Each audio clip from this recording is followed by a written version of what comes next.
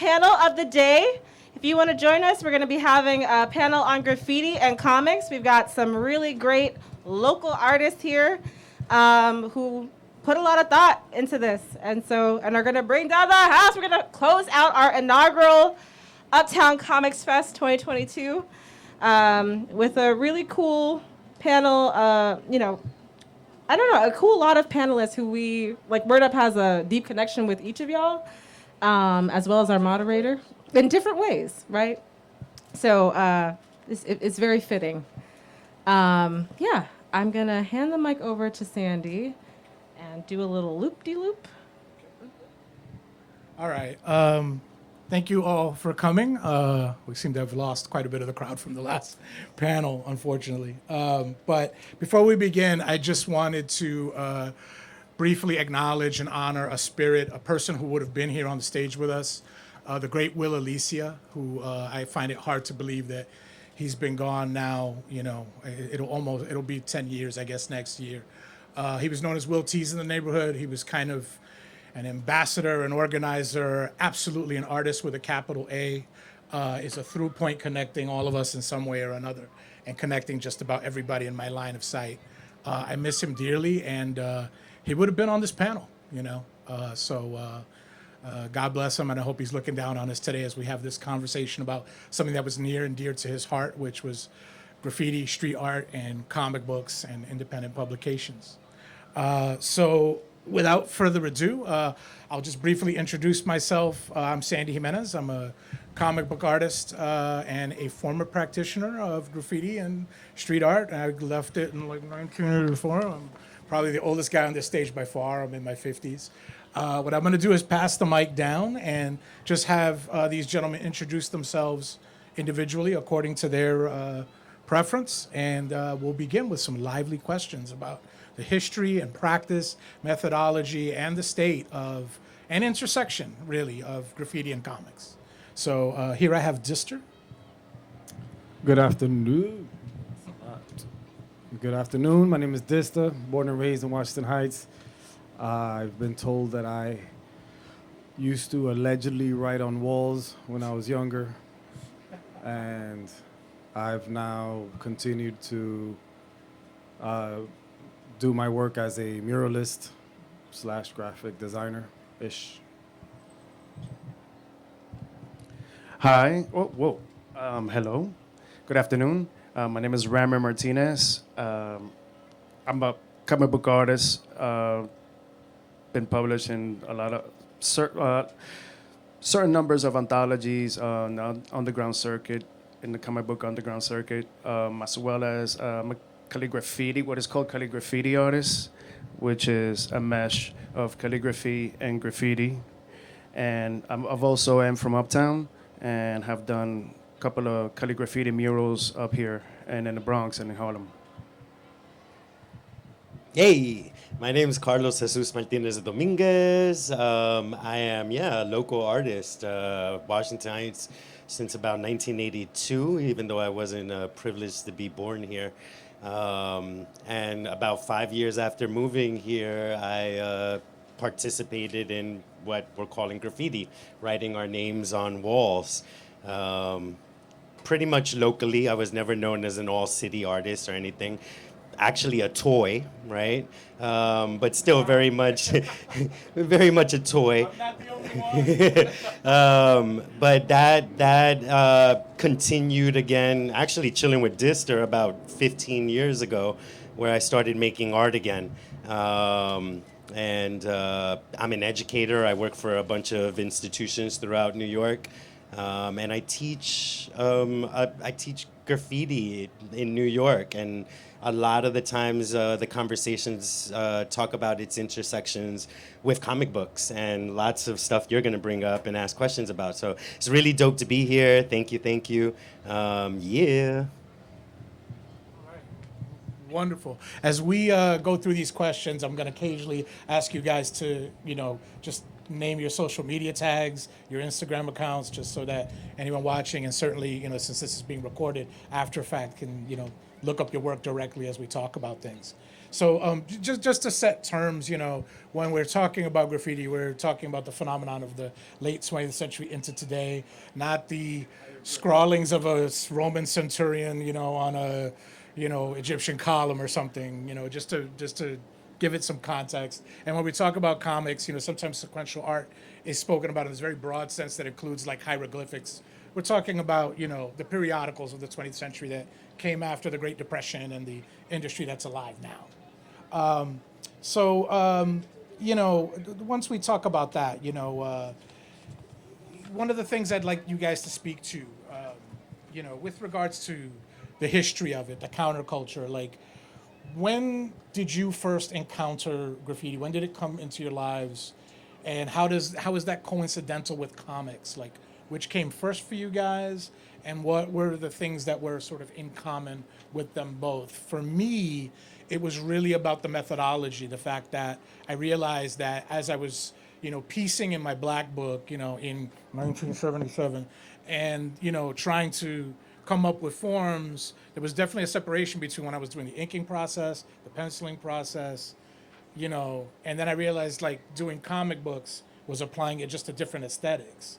But those things were there in common. For you guys, when did those things start coming together? Like, what things did you see? What things were you trying to do, et cetera, et cetera? Just to go first. Well, for me, right. Comics were always in the vicinity. I had a lot of friends that were into comics. I personally wasn't heavy into comics, but I did have a very big interest in how they were produced. That was the most interesting part. I really didn't care about the storylines.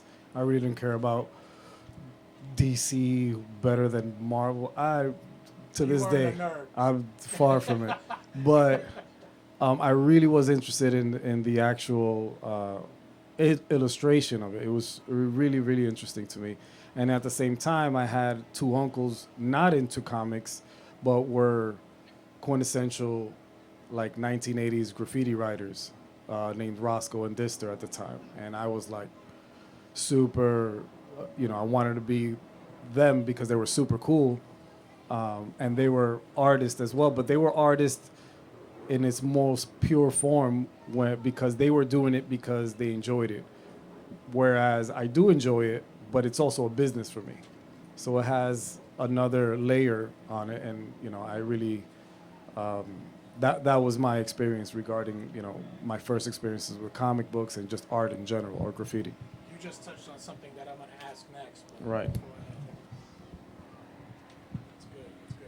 So comic books were something that has been introduced since I was a baby, since I was even being able to read. And you could read pictures before you could read words. And I was born in the Dominican Republic, so at the time I was with my mom, and my mom at that time she had sciatica, which you don't want to have that. But one of the exercises to stretch the sciatic nerve was to put your legs by the wall, like lay down flat on the bed and just like put your legs up on the wall. So every night she would do that before going to bed. It became kind of like a ritual. So she would do that and then read her magazines. And at the time she had a big book of Mafalda by Quino, which is an awesome Argentinian comic strip. And that was my first exposure to anything comic related. And like I said, this was before I was even able to read, and I was captivated. And believe it or not, Mafalda was the book that taught me how to read. Eventually, I was able to pick it up and pick up some words, or pick up some, the cues, the visual cues with the drawings and the words being said in the bubbles. I was able to pick it up eventually. I would ask my mom right there. Like, I would lay with her, on the wall, even though I don't need to, and be like, Mom, what's this? What does this say? And eventually I was able to pick up some words. Same thing I have to say with, 80s child and So graffiti is ubiquitous, you know, in New York City. Once I moved here to New York City, that you cannot avoid it. Like the color just splashes into your eyes, and it's captivating, you know. Like just so, I was equally captivated with comics as I am with graffiti, and in that sense. And to me, they're kind of the same in the sense that with comics, you have the body and the figure. Like it's a lot of the body language in comics has a huge presence. And for me, the letter forms being stretched and, you know, just wild style was the term at the time, and just abstracting a letter to the point that some people can't even recognize it, some people can. To me, I kind of put them together as if it were the same thing. A human figure and a letter figure, to me, were somewhat the same in the sense that you could read a body language and you could read a letter. You know what I mean? There you go. I got one. Oh, nice. Yeah. What was the question again? You know, what were the, you know, first times, you know, that you encountered both forms, and like what's the intersection for you of like comics and graffiti? I mean, the intersection is definitely like the lettering and, you know, the typography involved in it. That was the direct thing for me in particular. Of course, the characters, right? The illustration. But what really got me into comics wasn't necessarily comics, except for a specific comic, right? And I think most of us that love comics can probably look back at Chris Claremont's run on X-Men, and that's really kind of what brought me into comics. But there was a separation, right? I was into the story plot to that, and I think in this very loose way they kind of like just were counterculture. Like one of the last panelists were talking about. To read comics, you were still dumb, even though I was reading like lots of material on a weekly basis, and I was reading more than other kids were reading. I was still reading comic books, you know what I mean? And it even took me a long time to get into graphic novels because I wanted a comic book, you know what I mean? Like, I mean, there is something certainly I think that appeals to the four of us, that merger of text and language, but also the times when, you know, for a sound effect. That idea, maybe the aesthetics are ours, they're different, but that approach was kind of pioneered in comics of like making a huge, you know, dancing, you know, splat, you know, whatever it was. And then, I think, you know, our generations just kept personalizing that and kept making it more specific and making it serve a different purpose. Yeah, and then, you know, it's connections directly to, like, you know, I dropped out of LaGuardia Music and Art, and I wanted to go to art and design because I was smart enough at the time to know that was the graffiti and cartooning school. Always has been. But I got accepted to LaGuardia, and my mother was an educator and made me go to LaGuardia. And then Eurocentric oil painting was shoved down my throat. And that kind of led to me not being interested in it. But, you know, part of it was what was spoken about before. The same way that reading comic books wasn't really respected as like reading, graffiti art wasn't respected, especially the school that I went to. You know what I mean? Dismissed as vandalism during my whole practice in it. So in these ways, they kind of fit together. I'm 45. You know, like it might have been different 15 years ago, but when I was younger, they definitely fit together in kind of in the same subcultures. So that's how they kind of converge. And to follow up with that, Dister, you had mentioned a couple uncles, you know, who's sort of like your lodestar or like inspiration. Like, what kind of, you know, apprenticeship was there? What kind of examples out there were there that kind of either inspired you to go in particular directions, or maybe even helped you figure out how it was done? You know, for me, again, I'm so much older than you guys. It's embarrassing, but I'm 54, and it was like, for a long time, like Von Bodie was it. Like, that was the dominant aesthetic. Even the way even his actual lettering affected what, you know, the term I've tried to get people to pick up, which is folk calligraphy. The folk calligraphy of graffiti, which is like this, you know, if you look at the evolution of the letter E from 1970 up till now, it's a fascinating piece of font design, like from a chimpanzee becoming a, Homo sapien to, past Neanderthal, whatever, right? Like it's right. And it's so dynamic. It's so crazy. It's amazing that one city contains all that innovation. But tell me a bit about, what figures, what work, what things sort of inspired you and gave you your direction, or maybe inspired your methodology or inspired you to explore certain things. Oh man, I can go in 17 different directions in this. They don't want me to do it.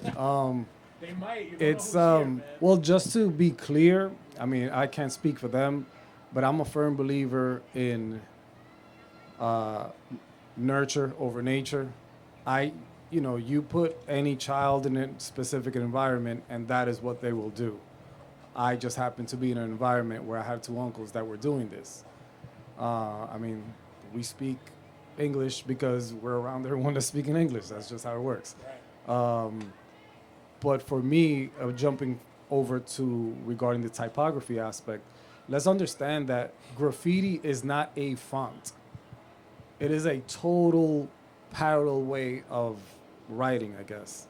And something, Methodology, right, practice. and something that Rammer touched on, which I also use this term often when I do my courses, is for me, my job is to make those letters dance, but not just a random, line here or a random, arrow there. This is where Carlos and I disagree, because I believe that there are very specific angles that, stop shaking your head. There are very specific angles that make graffiti. And when I mean by graffiti, I mean illegal vandalism, because let's be clear what it is.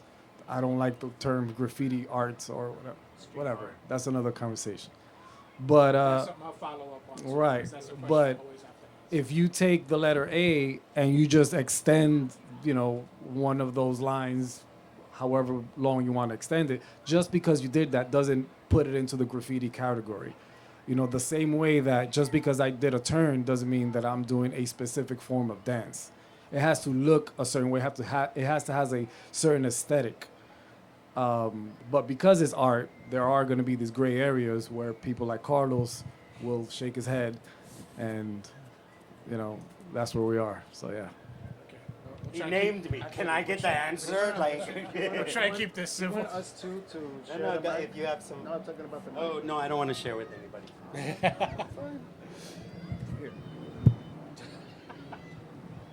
So, And I thought you guys were going to play nice.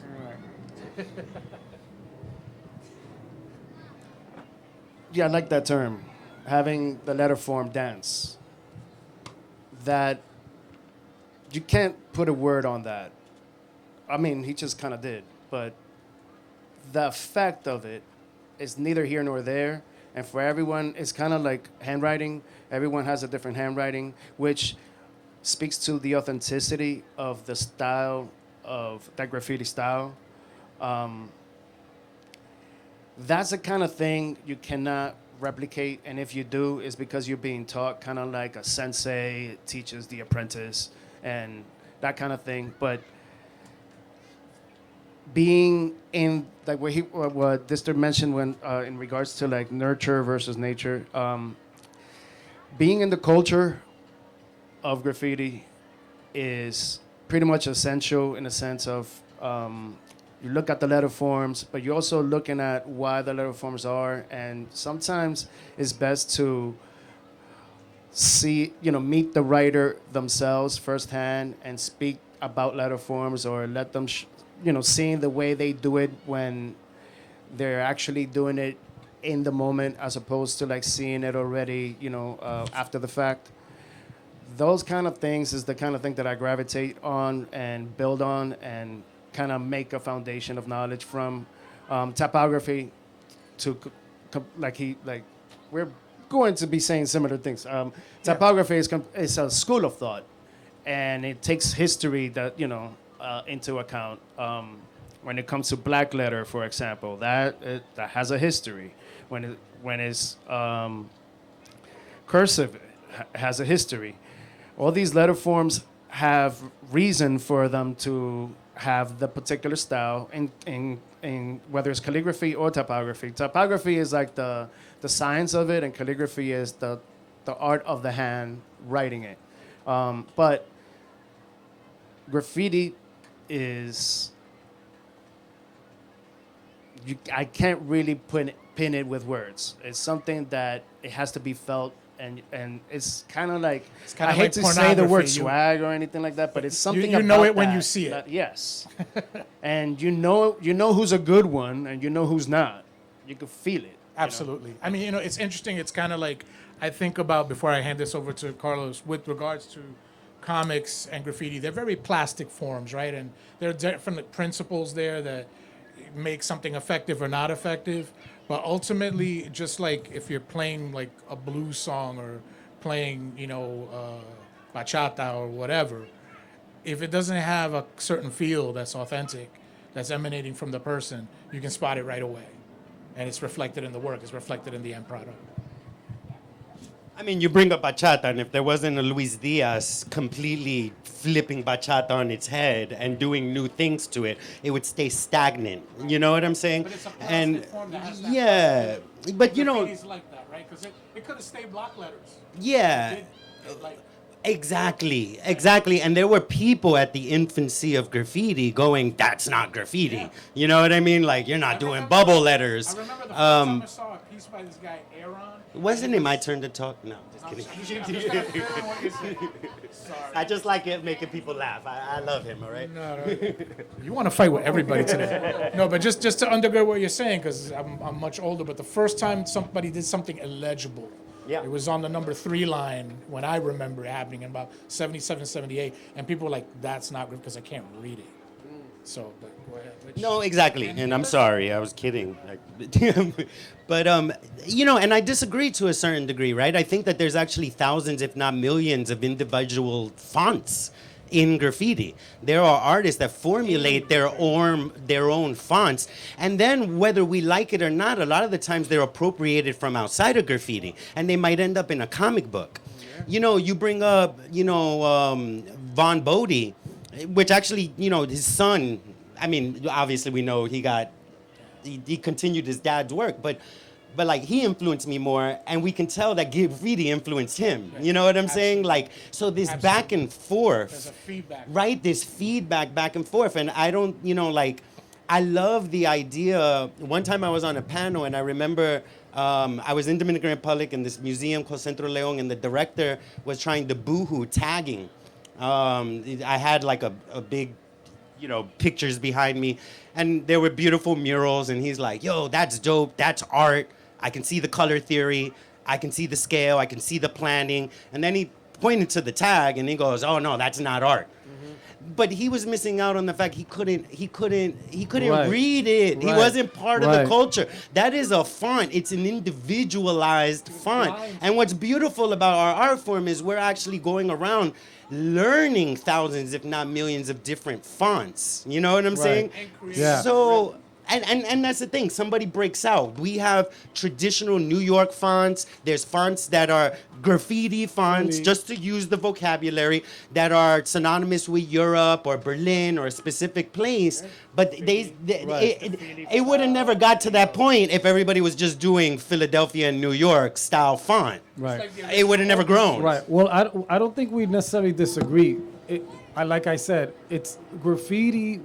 Graffiti itself has a zillion different fonts, but it is not a font. Right. Do you understand what I'm saying? Something much more open Right. source. And then I'll push back on what Rammer said, because, you can tell what's good or not. The reality is, most people are not into graffiti.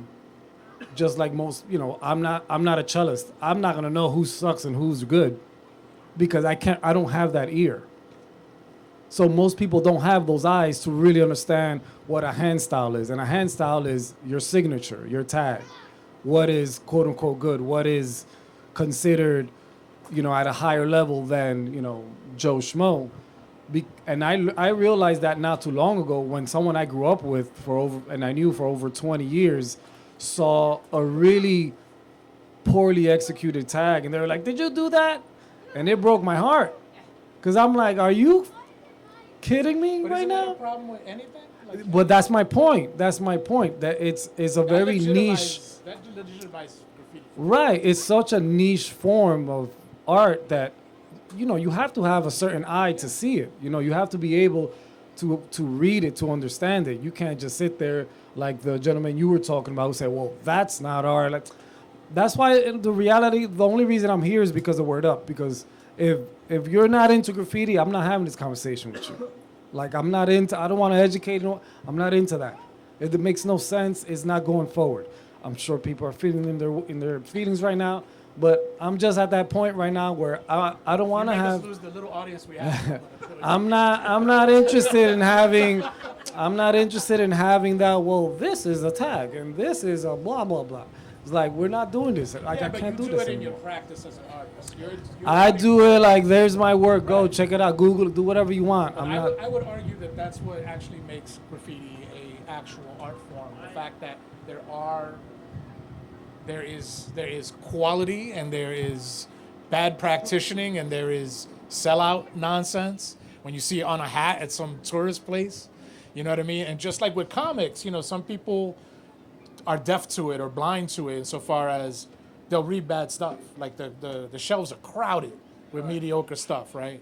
So I think, to your point, I think you guys aren't actually necessarily in disagreement. You can tell when someone spent over 15, 20 years writing one word over and over and over again to the point where you have a specific hand style that other graffiti writers are like, yo, that's nice.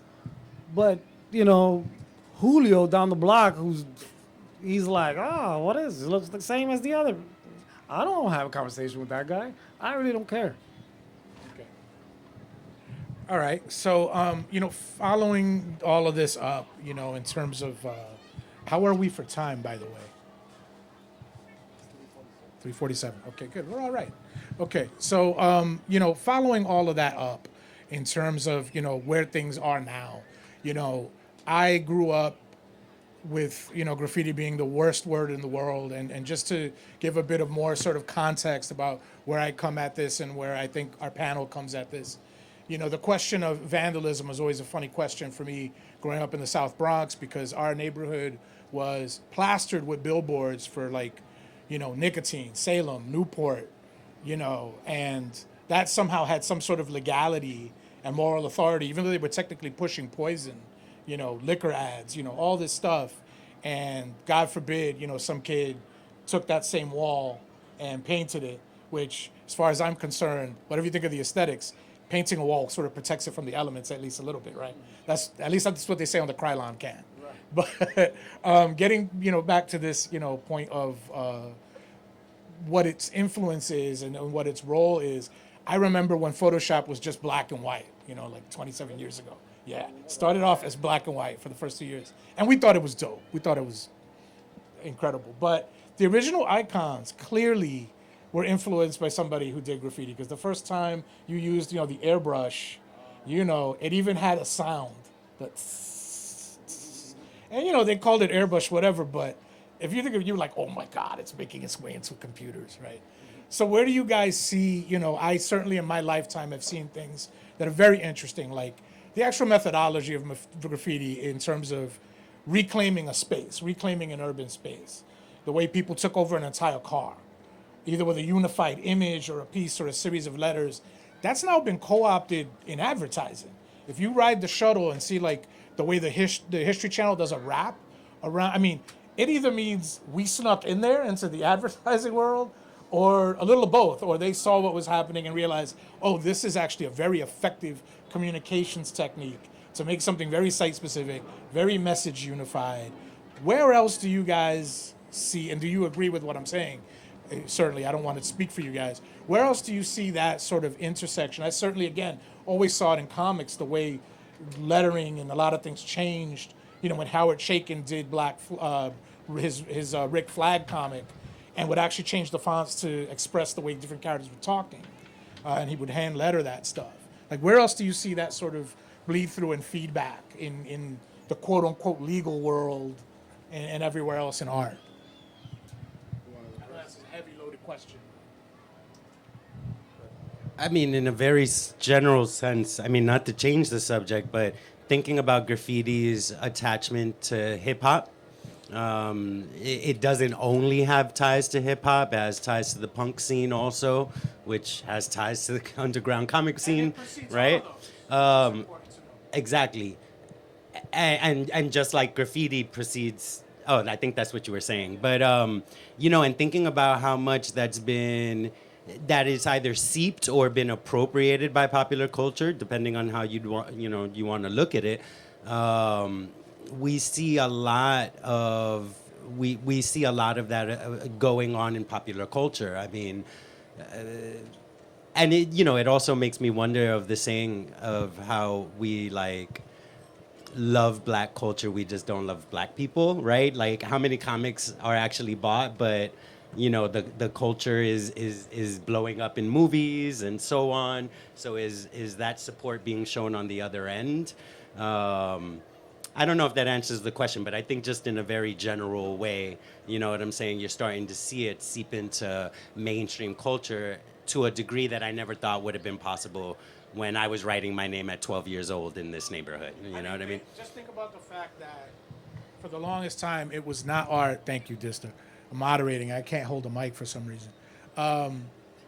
It was not art. It was vandalism. And yet the biggest names, or one of the biggest names in fine arts, is a graffiti artist. It's a guy named Banksy. And we kind of like just forget that was the world that was slamming the door in our face, even in the institutions where they were supposed to be teaching us art. Like, don't ever do this thing that this guy wound up doing, and appropriating and basically making a fortune off of. I've actually met him in France, and it's very interesting. I'm a fan of his work, but let's just so we're all on the same page and understand, he comes from a world where he has almost unlimited resources to not only just write whatever message he wants on the wall. He has entire scenes that he has a production team, whether it's telephone booths or live pigs or whatever he wants, because he's a person that comes from money. He's able to do these things. So it kind of goes against what graffiti / hip hop is, where it comes from people with no money. So it's kind of this weird cross where I was gonna interrupt me. no. This is something where it started to swim around like people with money, entrepreneurs. I'm thinking when I think about the influence of hip hop and it's now it's a two-way street. I think of examples like Echo. Echo is a brand that is highly influenced by graffiti style. So was And One. Yeah, The so list is long. exactly. Now, that is influenced by graffiti, but graffiti is a street art. Not in the sense that it's like a street art the way people say it. I mean, like an actual street art, like something that is like going against the grain, that is vandalism, that is illegal. But at the same time, there's people that are taking that art form and making a buck out of it. And some of them are ex-vandals. They used to be that, but they're not anymore. A lot of people respect them as entrepreneurs, but as vandals, they disrespect them. So it's starting to be like to water around, from one school of thought to the other, and vice versa too. It's kind of like a two-way street now. It's up to like what do you think? Like you personally, as the objective person looking into it, how do you feel? Where's your merit? Where do you stand in? You know what I mean?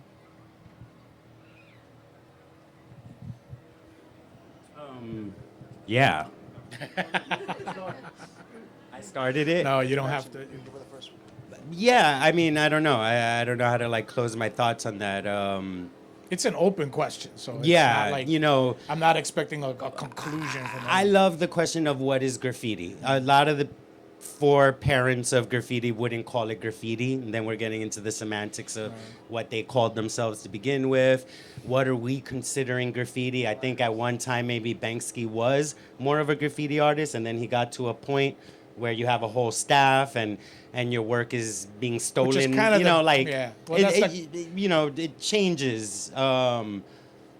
I cited him just as a glaring example of someone who was definitely at the outside at one point, and certainly something changed in the mind of gallery owners. Yeah. And they had been showing graffiti really since the 80s, but something changed where he was given license to operate and, grow ever bigger. To your point, he has resources now, but that was part of... That's actually what I was mentioning. He's always had resources. Okay. He's a rich dude. Okay. He comes from money. I didn't know that. So he's... Must be nice. Yeah, but that's my point. Like, graffiti and its nature is from... I think there's something valid. I don't mean to cut you off. It's just I'm gonna go with what you said. I mean, Obey. A lot of the people that we've seen actually profiting. And, this is right up my wheelhouse. I work at a museum where I talk about race and class and all that all the time. But we're having the panel before was having the conversation, and when we're thinking about like that and who transitions into like the mainstream or gets recognition for graffiti, we're thinking about, the Crack is Whack wall when he was really like biting off of a lot of artists in New York and so on. So, and I think that's copying, but not only copying and not giving credit, right? Which makes it worse, because I'm not necessarily against copying. We all influence each other, you know what I mean? So to a certain degree, we all copy in one way or another. There's building on work, and then there's plagiarism. Exactly. There's building on work, and then there's plagiarism. So, I think there is a conversation to be had there on that transition of graffiti into the mainstream.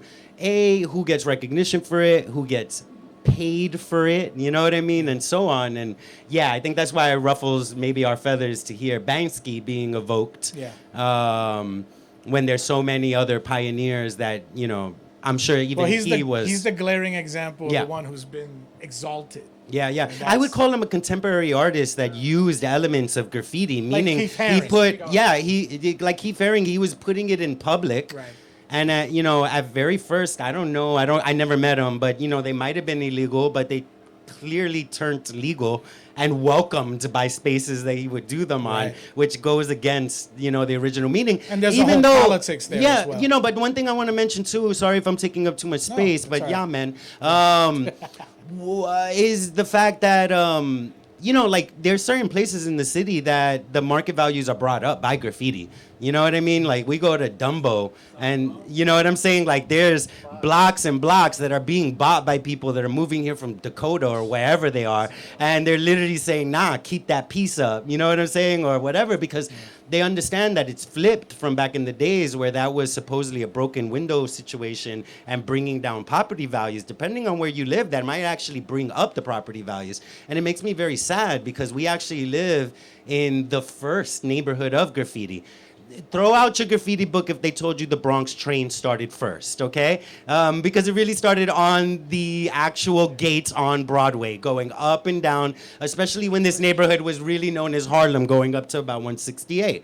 So when we're talking about the 1960s and 1970s, we're talking about this being a very historic neighborhood, and we actually like poo-hoo that historically and have nothing to show for it, as opposed to these other places that are getting higher rents because of it. Sorry, Dister. Are we gonna ignore Philly? Yeah. No, I mentioned Philly before, actually. Okay, my yeah, fault. it started in Philly, not New York. That is, And actually, you do have to talk about... You do have the to New talk York scene about- started in Washington Heights. If Yes. you're talking about strictly the act of doing a calligraphic approach to names on walls, you have to talk about Venice, California, which has a legacy in the 1960s. It did not, they kind of coincidental. What you have in both those places, of course, are Black and Hispanic people who did not want to be invisible. So, are those things, Which is are more- those things, Chicano graffiti was very old English type. It was very kind of different, and there's people that actually write Right. professionally about this. It was a distinct difference than the individualized fonts I'm just and saying in terms of typography that we came time, up with here. in terms of True. time, It predates. Yeah, you're right. But it's so just- do it needs to cavemen be writing on acknowledged. walls. Yeah, but that's Or going a little Kilroy That's and, a you little. know. That's a little further afield. Yeah. At least we're still talking about spray paint and reclaiming, the act of reclaiming. East Coast, having Sandy. space. East Coast, okay? All right, Jesus Christ.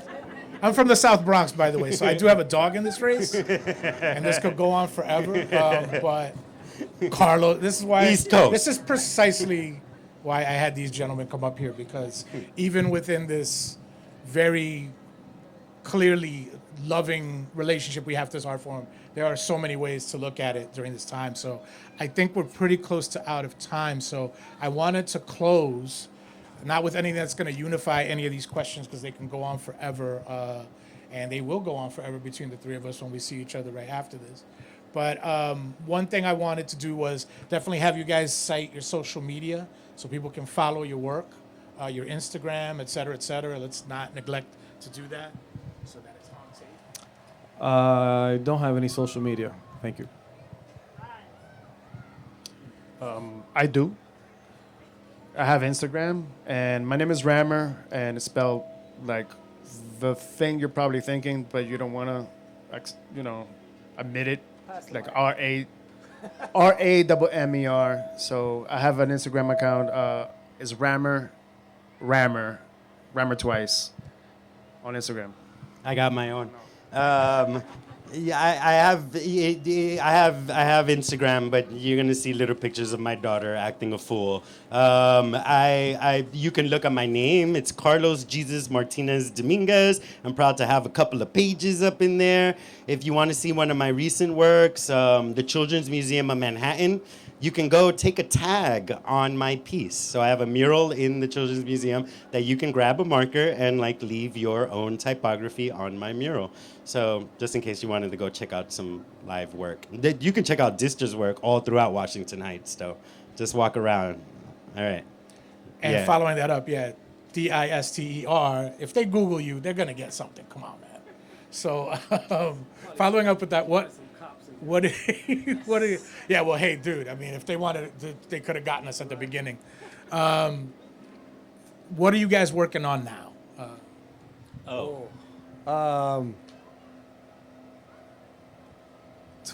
A lot. I don't even know how where to start. Mostly trying to keep our artwork in our neighborhoods. I'm not really too interested in going. Unlike Carlos, we disagree here again. I'm not interested in any museums, any openings. I like museums. Yeah. No, not for me. I have a museum of my own. It's called Washington Heights. Feel free to check it out.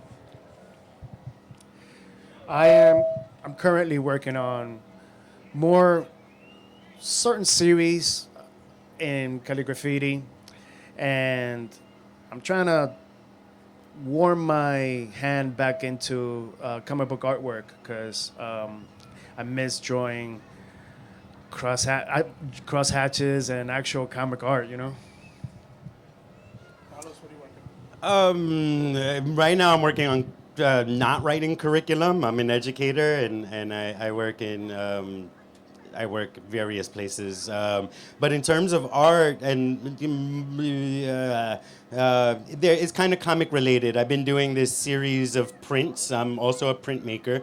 The last one, it's dealing with atheism and my agnosticism and religions that we would normally romanticize. So the last print I made was the atheist Taino. If I were Taino, I'd hate being told my salvation only comes through the turtle god. No, the turtle god. He didn't believe in Jesus. But I'm going through indigenous religions, because it's easy to pick on the big three. So what about those people from cultures that, didn't commit genocide? Did they necessarily believe in their in their stories of creation? So I'm working on a print series dealing with that. Yeah. Excellent. So we have time for one last question. One only question? No, we don't. Okay, I'm Sandy Jimenez. You can look me up online. Just Google me. Last name Jimenez. I want to thank our guests, Dister, Rammer, and Feegz. Thank you all for listening, and enjoy the rest of the Comic-Con. Thank you.